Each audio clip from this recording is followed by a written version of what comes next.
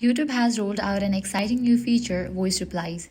Now, instead of typing a response to your fans, you can record up to 30 seconds of audio to reply directly in the comment section. It's a quicker, more personal way to engage with your audience. This feature is available on the YouTube main app and the YouTube Studio mobile app for both Android and iOS devices. While viewers can listen to and see your voice replies on desktop, you'll need to use your phone to record and post them for now. Start by launching YouTube app and navigating to the comments on your video. Next, tap reply under any comment you want to respond to.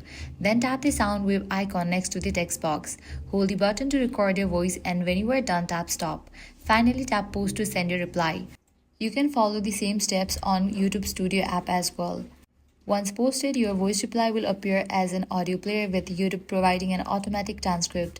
This allows viewers to read your reply if they are in a quiet environment. Currently, only you, the creator, can send voice replies on your own channel. And that's it. If this guide helped you out, do not forget to like, share, and subscribe.